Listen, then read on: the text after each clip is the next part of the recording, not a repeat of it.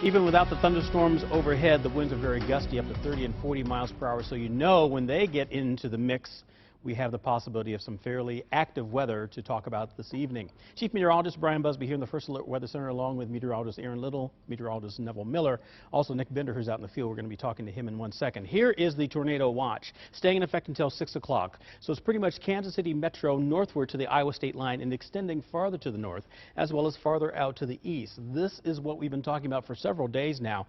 Number one priority is going to be at least the 60-mile-an-hour wind gusts that some of these thunderstorms, the strongest of which will be producing.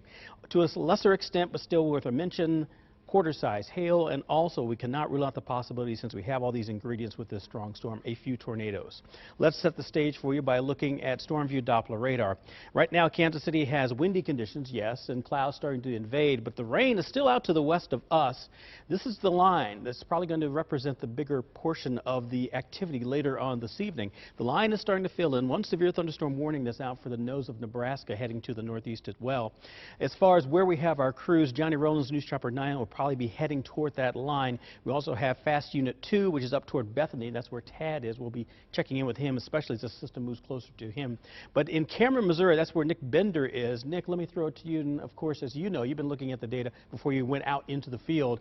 It does look like the setup is prime for some fairly active weather by this afternoon. That's right, Brian. At this stage in the game, you pretty much just toss all the weather models out the window and you just go off of what we're seeing on the radar and what we're seeing in the satellite and just the observations.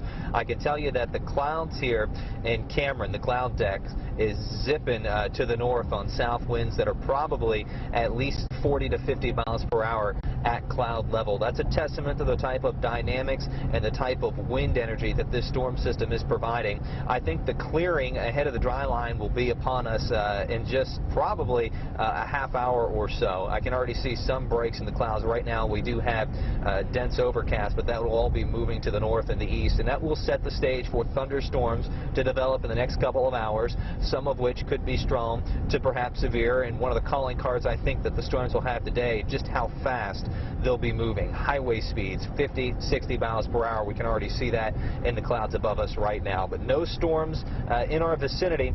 We're kind of just sitting and waiting. We'll send it back to you.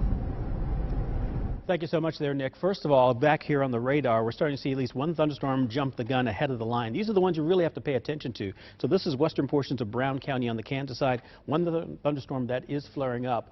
And as Nick mentioned, at 60 miles an hour, it's going to be very difficult for all the chasers to keep up with them. But more importantly for you, it's going to be more difficult for you to ignore a warning. In other words, if a warning is issued, we're talking since this is happening not the usual time of day. Usually we get those thunderstorm chances and severe weather toward the evening hours. That's not the case now. So schools are still in recess, or at least in session, probably when this will be moving through, as well as a lot of folks still at work until 5 o'clock tonight. So since the watch is until 6, this is not a good combination, again, not to heed those warnings.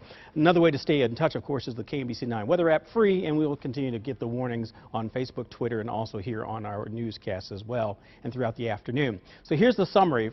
Say between now and about 1 o'clock, thunderstorms will develop mainly over northwestern Missouri, northeast Kansas. That's the first stage. Then as we go toward the afternoon hours, say from 1 to 4, those fast-moving storms at 50, 55 miles an hour. So they'll be over an area, zipping out. Doesn't give you much time to prepare, but that will be the severe weather threat. Number one calling card will be the gusty winds. And then toward the tail end, that's when we'll look for the storms to move east of the metro, but still, even without the thunderstorms overhead, the winds will still be pretty strong at 40 to 50 miles per hour. We're still going to be here continuing to watch the situation. Definitely keep an eye on radar. For now, that's the very latest from the First Alert Weather Center.